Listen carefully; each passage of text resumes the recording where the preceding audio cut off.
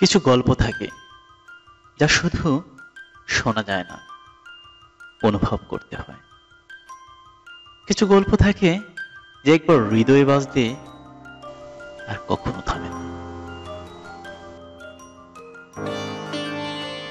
প্রিয় দর্শক, স্বাগত স্বাগত জানাচ্ছি মুন্সির কণ্ঠে গল্প চ্যানেলে। আমি মুন্সি আলিম, আপনাদের গল্পের একান্ত সঙ্গী। আজও থাকছে আপনাদের জন্য নতুন চমক। আজ আপনাদের জন্য নিয়ে এসেছি এক অনন্য সৃষ্টি। আজ আপনাদের জন্য থাকছে নীতিশিক্ষার সেই বিখ্যাত গল্প, যা আমরা দীর্ঘদিন থেকে আমাদের পূর্বপুরুষদের সঙ্গে, আমাদের অভিভাবকদের কাছ থেকে আমরা শুনে আসছি। হ্যাঁ, আপনি ঠিকই ধরেছেন, আমি ঘাস হরিণ আর পিঁপড়ার গল্পের কথা বলছি। তবে প্রিয় গল্পপ্রেমী বন্ধুরা, আর দেরি কেন, চলুন না চলে যাওয়া যাক গল্পের সেই অনিন্দ ভবনে। শুরু হচ্ছে গল্পটি। শরতের এক দুপুর, চারপাশ রোদ ঝলমল করছে। তখন একটি ঘাস হরিণ ঘাসের উপর তিরিং বিরিং করে খেলা করছিল।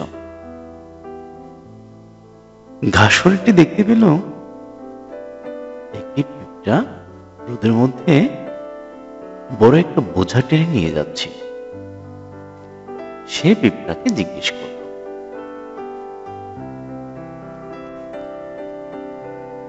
কি সুন্দর, কি সুন্দর দুপুর, আলোয় চারদিক ঝলমল করছে। এমন সময় কি করছো তুমি? এসো, এসো আমরা খেলা করি। পিঁপড়া বলল, না ভাই, আমার অনেক কাজ। ঘাস হরিণ বলল, কি কাজ তোমার? পিঁপড়া বলল, শীঘ্রই শীতকাল এসে যাবে, আমি তখন ঘর থেকে বের হতে পারবো না, তাই গরমকাল থাকতেই খাবার সঞ্চয় করছি। ঘাস হরিণ হেসে বলল,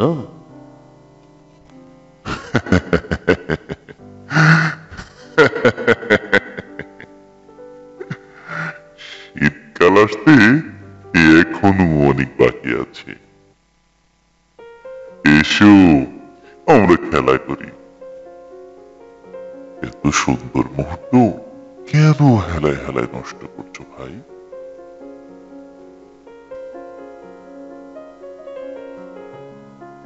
পিঁপড়া বলল, না ভাই, তুমি তোমার কাজ করো আর আমি আমার কাজ করি। ঘাস হরিণ ভাবল, পিঁপড়াটা খুব বোকা। এই ভেবে সে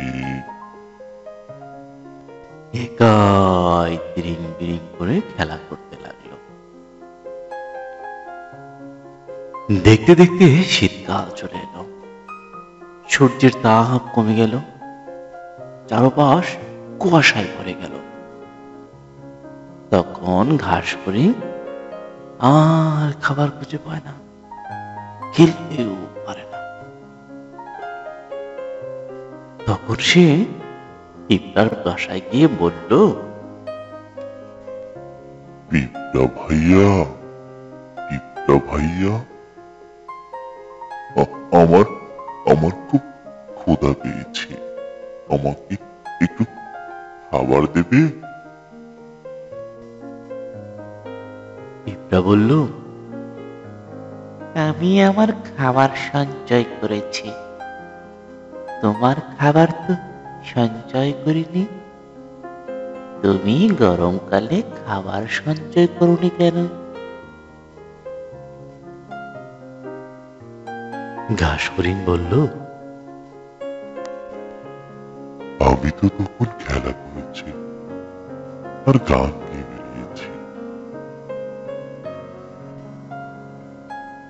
পিঁপড়া বলল, এখন তুমি নেচে বেড়াও,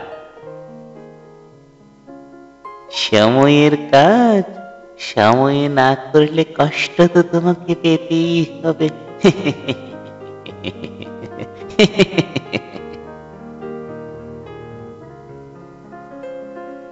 গল্পের মোরাল অফ দ্য স্টোরি হলো বা নীতি শিক্ষা হলো, সময়ের কাজ সময়ে করতে হয়।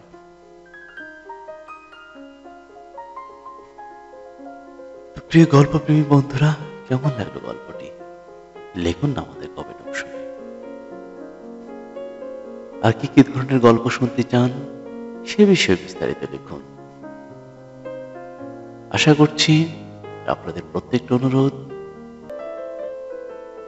আমাদের জন্য পাথেয় স্বরূপ হয়ে উঠবে। আজকে পর্যন্তই। গল্পটিতে যদি আপনার ন্যূনতম ভালো লাগা কাজ করে, গল্পটি যদি আপনার ন্যূনতম বিনোদনের খোরাক হয়ে থাকে, প্লিজ একটু লাইক করবেন। আর যদি আপনি আমার চ্যানেল নতুন হয়ে থাকেন, সাবস্ক্রাইব করতে ভুলবেন না। আবারও কথা হবে নতুন কোনো এপিসোডে, নতুন কোনো গল্প নিয়ে।